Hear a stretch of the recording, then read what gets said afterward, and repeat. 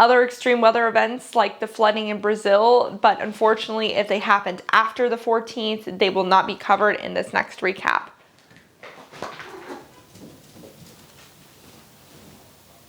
Okay. Hey y'all, it's Becky here from the Beckosphere, where we talk about climate news and solutions. If you want to stay up to date with the latest climate info, I highly suggest you hit that subscribe button below. You have entered the climate recap, where we look at what is being done to adapt to and prepare for climate change. This time, we will look at the news from the first half of February, so February 1st to 14th. So let's go ahead and get right into it, starting with examples of climate changing. Poor freaking Madagascar has been hit now by 3 cyclones. First, Cyclone Anna, and then Betsware, and now Dumanco, and all of this happening in less than a month. And now they are embracing for Emnati, which is expected to hit today. For clarification, the average number of cyclones Madagascar usually gets in a year is about 1.5. So this is unprecedented. While fatality numbers vary, over 100 people have died from these storms. A new study shows that we actually passed a point of no return for ocean temperatures back in 2014. That tipping point being that as of 2014, more than 50% of the monthly records across all the oceans had passed a once in 50-year extreme heat benchmark. This new normal has never dropped back to its original benchmark, suggesting that we hit a point of no return. The researchers say that these heat waves, which now occur in 80 to 90% of the ocean, are killing off large swaths of marine life similar to that of wildfires on land. Speaking of heat, in a different study, they found that our aging population, which I talked about in my last deep dive video, I'll put it up there if you missed it, will be more impacted by heat waves. Which is kind of like a duh. Like, of course, the older people get impacted by heat waves more, but like, I didn't really think about this correlation. So humanity will become more vulnerable to hotter temperatures at the same time that climate change is making unprecedented and unpredictable hot days more common. Great. A report produced by an international group of 20 public health experts found that environmental conservation can help reduce the chance of another pandemic. These conservation efforts include reducing deforestation, better management of wildlife hunting and trade, and better surveillance of zoonotic pathogens, which are diseases that can be spread from animals to humans.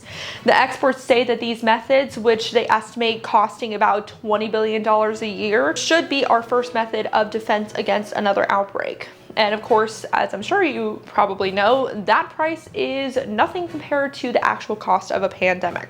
And finally, the European Environmental Agency calculated that extreme weather events over the last 40 years have cost Europe about 500 billion euros. The hardest hit countries have been Italy, Germany, and France. The agency attributed anywhere from 90,000 to 142,000 deaths to these events.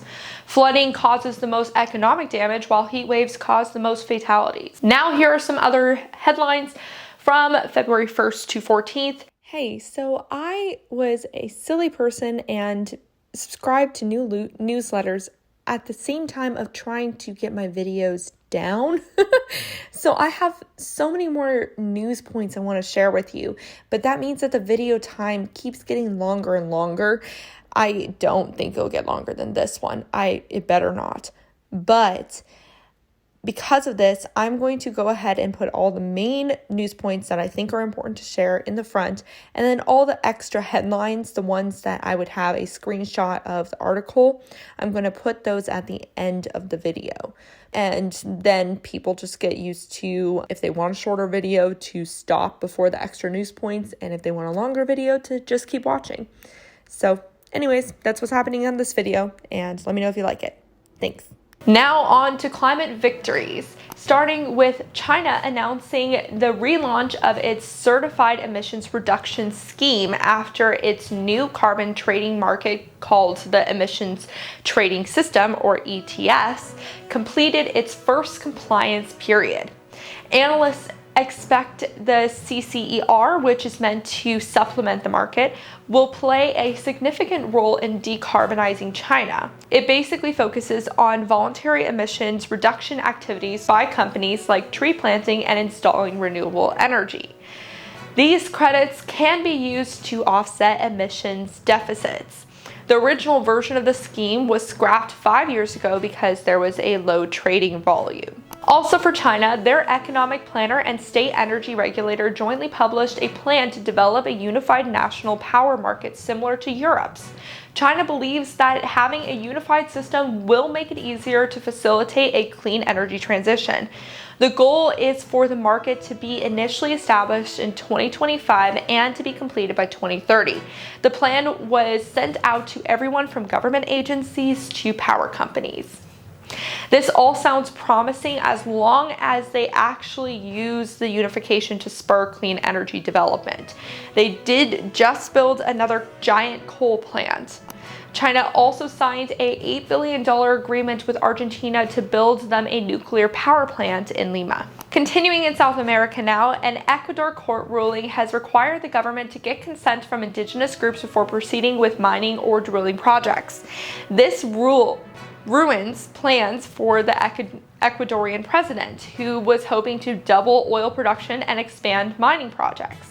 While there are chances for the government to continue with projects deemed exceptional, the court states that no project that causes excessive harm to nature and the collective rights of communities can take place. Congratulations to the people of Ecuador. This is a historic move, and I hope to see it elsewhere. Over in Europe, Italy's parliament passed a new law that embeds protecting the environment into their constitution, stating that it is the country's duty to protect the environment, biodiversity, and ecosystems for the benefit of future generations.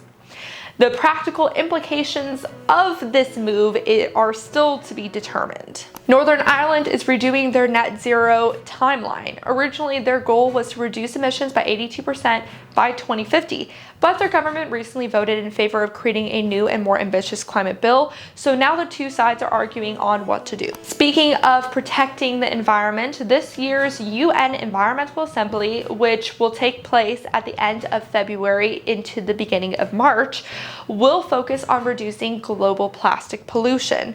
Their top priority is to hash out a global treaty to reduce this form of chemical pollution. So I will keep you posted on how that goes. Over in the US, BlackRock has partnered up with NextEra and Daimler Truck Holdings AG to build and operate battery charging and hydrogen refueling stations for medium and heavy duty trucks across the US by 2026. NextEra is the largest utility company in the US and is built entirely on renewables. This project is expected to cost $650 million, a bill split evenly between the companies. Construction is expected to start next year. New York has officially started building the US's first giant offshore wind farm. Ørsted started construction on the 132 megawatt South Fork wind project off Long Island way earlier than I expected.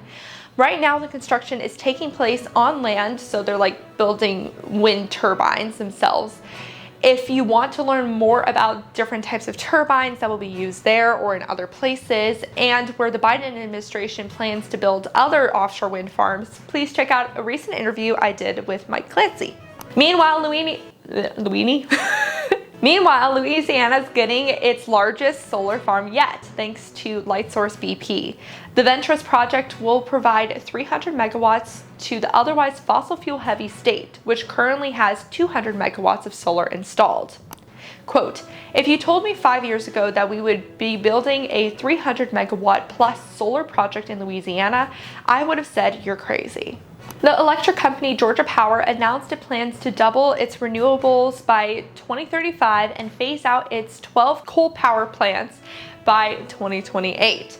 Georgia Power is the largest electric company in Georgia and its parent utility company, Southern Co's biggest utility system.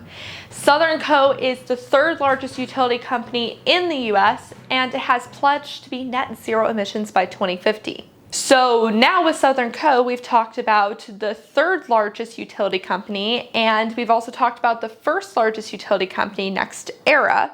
So what about the second largest utility company?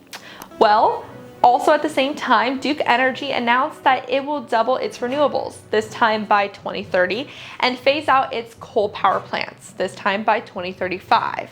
Duke has 11 coal-fired power plants located along the East Coast and the Midwest. Now let's go to the nation's largest public power company, Tennessee Valley Authority, or TVA, which has launched a new nuclear program with the goal of having the plant in the power system by the 2030s. Nuclear power takes longer to build than like wind or solar. TVA wants to be net zero emissions by 2050. The U.S. Army released its first climate strategy, which calls for slashing emissions from buildings and tactical vehicles by 2035 and creating its own microgrid by that same time period. The Army currently owns 950 renewable projects around the country. The strategy also focuses on protecting bases from extreme weather events and sea level rise, and training soldiers for working in a warmer, more extreme world. The EPA moved to restore a rule requiring coal-fired plants to use what are called scrubbers to clean the chimneys so they can't release mercury into the local air. This rule was weakened by the Trump administration. This is quite a move for the EPA, whose authority to maintain clean air for us is being under attack by fossil fuel companies and fossil fuel sympathizers. The Supreme Court is quite conservative, so it could legitimately lose its power. The case is called West Virginia versus the EPA. Lastly, the legendary upstart investment firm Engine No. 1 launched a new exchange-traded fund that bets on the decarbonization of emissions-heavy industries. I say legendary. It's gonna be legend. Wait for it. And I hope you're not lactose intolerant, because the second half of that word is dairy. Because last year, the firm got 3 new directors on Exxon's board, forcing the company to become more climate mindful. They did this with their original ETF named Transform 500 with the ticker VOTE that prioritized voting on boards they invested in, which are over 500 holdings including Apple, Microsoft, Amazon, and Alphabet, Google's parent company. So for the new one called Transform Climate with the ticker NETZ for net zero, it has 33 holdings including General Motors, Ford, and Occidental Petroleum, who owns the most orphan wells that are currently spewing methane. Methane being a more potent form of greenhouse gas than CO2, though it doesn't stay in the atmosphere for as long. Remember to wait until the end of the video for my favorite climate victory point. Okay, now let's get into the it's whatever section, starting again with China. Let's talk about the Winter Olympics. They have been confirmed to be carbon neutral.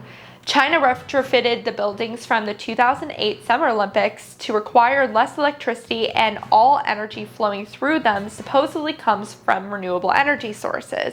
Some solar and wind farms having even been built for these games. Though some political scientists think that coal was still heavily involved in the construction process, and it's probably hard to avoid not using coal on the grid because there is a lot of it on the grid. All the electric vehicles used in the Olympics run either on hydrogen, electricity, or natural gas, the latter of which is not clean, but the other two are good. The ice rinks are cooled using recycled CO2 instead of hydrofluorocarbons, HFCs, saving an estimated 26,000 tons of carbon. For clarification, HFCs are a potent greenhouse gas and ozone depleting gas. The largest amount of emissions created from these games probably overall came from athletes traveling and the construction process. All the snow during the Olympics is fake. While Beijing says it diverted less than 10% of local cities' water for the games to make snow, the New York Times reported that they flooded a dry riverbed and unsettled farmers. Beijing already doesn't have very much water to give to the games, with residents potentially only having enough water as someone in the African country Niger. So not much to give. All this being said, the Olympics this time have been a much smaller carbon footprint than in the past, but there's still room to grow. And this whole need to completely make snow and not really have the water to make this snow shows that climate change will make fewer places actually hospitable to host the Winter Olympics. Over to the US, the investment firm BlackRock disclosed its climate impacts for 2020, and it's not pretty. The Wall Street giant estimates that they contributed to the release of over 300 million tons of greenhouse gas emissions, which is equivalent to the emissions of over 71 million passenger cars during the span of a year, mostly in the form of financed emissions. Yikes. But also, they willingly disclosed that. Like, no one had to go investigative journalist on their ass. So it shows that they are openly recognizing the impact that the financial firms have on the climate crisis. Now they just need to recognize that they do have the power to change things more than they are saying they do. The US's largest grid operator, PJM, is seeking a 2-year pause on more than 1,200 energy projects, most of which are solar. The influx of interest in solar is quite literally overwhelming the system. So the good news is that there is that many solar projects that are wanting to be built, but this pause could cause a huge delay in the clean energy transition. Now on to the most anxiety-inducing part of the video. Actually, is it the most anxiety-inducing part? Because is climate changing part the most anxiety-inducing, or the climate fails part? Please let me know in the comment section below. The European Commission has finally declared nuclear and natural gas sustainable forms of energy. Very frustrating, but they did include caveats. The EU stated that gas plants can only be considered green if the gas is made from hydrogen or biomass by 2035. Nuclear can only be considered green if it is safely disposing its waste. Overall, nuclear and gas are considered transitional forms of energy in the EU's energy taxonomy, but the Commission is still getting slammed by critics for providing any room for gas to stick around. Speaking of EU critics, Poland's state-owned utility companies are shoveling out billboards across the nation, blaming the EU's climate policy for the energy crisis. Now, we did see a bunch of this in the beginning of the energy crisis. I did a video about the energy crisis, which you can check above. For clarification, the energy crisis is caused by fossil fuel companies not properly preparing for a post-COVID economic rebound in conjunction with a chilly winter. It doesn't have hardly anything to do with the clean energy transition. But still, Poland's parliament has asked the EU to halt and reform the emissions trading system, or ETS, claiming that it's responsible for 60% of the energy price hike that Poles are experiencing. Energy experts calculate that it's actually only responsible for about 23% of the price hike, and it would account for a lot less if Poland would move from coal to renewables. Well, they did say that they would kind of do that, but just in a very roundabout way. Poland is actually planning on doubling its gas plants between now and 2027, claiming that gas is a transition from coal to renewables. This thinking is exactly why many people are not happy with the EU claiming that it is a transitional fuel, because this focus on building gas plants instead of building renewables is set to kill Poland's plans for reaching net zero emissions by 2050. This roundabout method of decarbonizing will cost way more than just investing in offshore and onshore wind and solar. The carbon tracker calculated the gas projects will cost Polish taxpayers $4.4 billion.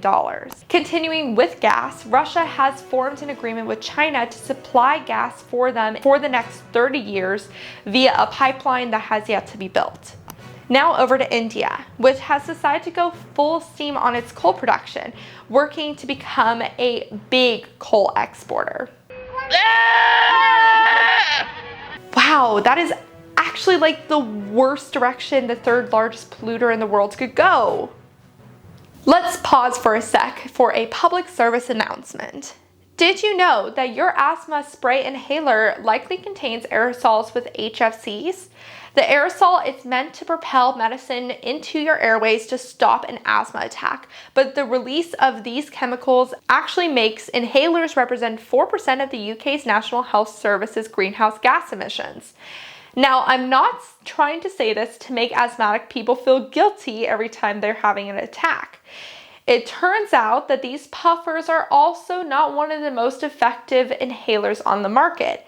Dry powdered inhalers, which don't contain aerosols and instead rely on the user to do a single sharp suck, which apparently a lot of them naturally want to do, can reduce the pain in the back of the throat from spray inhalers and can eliminate associated emissions. Now, I'm not sure if there's a price difference between these products or what insurers think of it. So let me know what you think or any additional research that you have done down in the comment section below, because I am not an asthmatic person, so I don't want to be speaking any mistruths, but this is information that I have found, and I just wanted to let anyone who is interested know.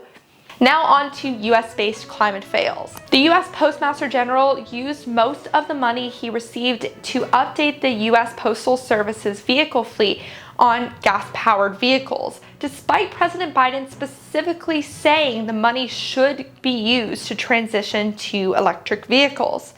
The Postal Service owns over 231,000 vehicles, and the order was made for 165,000, the first large-scale vehicle purchase for the Postal Service in 3 decades. So this was a huge missed opportunity. The EPA and the White House Council for Environmental Quality sent out letters to the General Louis DeJoy telling him that he made a really stupid move and improperly didn't wait for an environmental review to finish before he made that purchase. Some congressmen have asked the general to be fired, but that probably won't happen. Fossil fuel sympathizers like Mitch McConnell and West Virginia Senator and Environmental and Public Works Ranking Member Shelley Moore Capito sent a letter out to the nation's governors urging them to ignore the Federal Highway Administration's guidance on how to spend the infrastructure bill money. The FHWA was simply encouraging states to spend infrastructure money on repairing roads and bridges instead of building or expanding these motorized transportation methods. They were discouraging things like freeway expansion in favor for improving non-motorized travel infrastructure such as bike paths.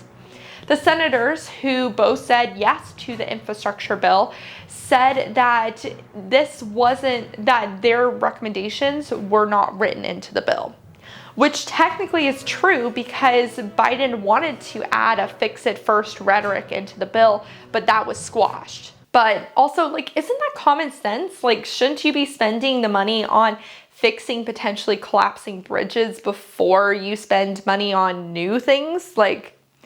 That just seems like a common sense thing to me, but okay, now let's head to the fossil fuel fails before finishing with my favorite climate victory point. The Texas Commission of Environmental Quality published a report that found that air pollution control technologies in fossil fuel plants and chemical refineries often malfunction or are turned off during extreme weather events. So therefore, the state has so far been underestimating air pollutant rates, like for benzene, hydrogen sulfide, and particulate matter, pretty much when they're potentially emitting the most. The majority of pollution occurs right after a disaster. Based on self-reported data from facilities, the agency estimates that at least 20 million pounds of pollutants were released during Hurricane Harvey, Laura, and Delta, and during Winter Storm Uri. Okay, now to my favorite climate victory point, which continues along the same theme as previous favorite points in the way of microgrids. I really love microgrids. The Chicago-based utility company Commonwealth Edison, or ComEd, completed final tests with the Department of Energy on the nation's first microgrid that can be detached and reattached to a larger grid. This was a $5 million effort funded by the DOE to improve the U.S.'s grid resiliency. The Chicago community Bronzeville is home to over 1,000 residents, as well as businesses, a police precinct, and a hospital. The grid is made up of natural gas generators, so it's not perfect, but also rooftop solar systems, batteries, and an advanced grid control system. Bronzeville will serve as a guinea pig to see how this design does and if more microgrids should be designed around the country. Now here are some other headlines from February 1st to 14th. Environmental groups sent a letter to the Colombian government urging them to better protect their portion of the Amazon from wildfires. It's highly likely that this drastic increase in wildfires in the area are people purposely setting areas on fire to clear spaces for agriculture purposes. Millions are facing extreme hunger in the Horn of Africa, which is Somalia, Ethiopia, and Kenya. This is primarily due to poor agricultural yields from below average rainfall. This is also a sustained issue further south in Zimbabwe, to the extent that rural teenage girls are moving to the cities for sex work. Continuing the drought theme, new research finds that the western mega drought over here is the most severe it's been in 1,200 years, which probably relates to Oregon's southernmost glacier, the Lathrop Glacier, pretty much disappearing. Extreme drought is also devastating crop yields in Spain and Portugal. Over in Ecuador's capital, at least 24, I actually think it's more like 28 now, have died in floods and landslides. Now to other studies that came during the first half of February. The warming temperature is increasing humidity levels, thereby increasing extreme precipitation events. Tropical cyclone climatology is changing due to climate change and is likely making the US's extreme rainfall hazards worse.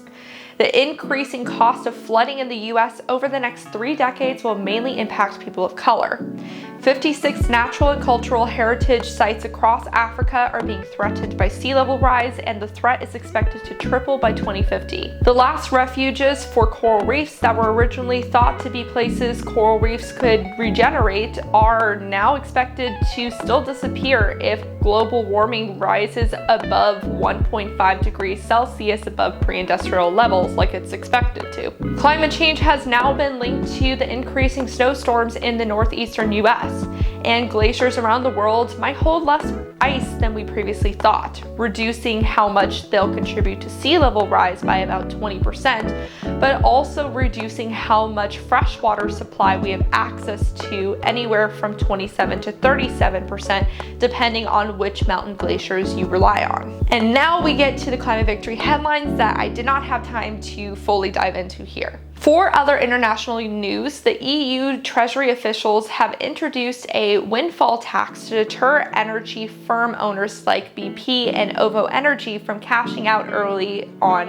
the energy crisis. It hasn't passed yet. The EU handed out $7.85 million to around 30 NGOs to help them recover from the pandemic, but also boost Europe's Green Deal goals. The UK firm British Volt announced plans with a mining company, Glencore, to build a lithium-ion battery recycling plant set to open in mid-2023. The UK also announced that it will seal and abandon its last shale gas well. A new analysis found that green energy measures save UK households £1,000 a year. Germany added 5 billion euros into funding for energy-saving houses.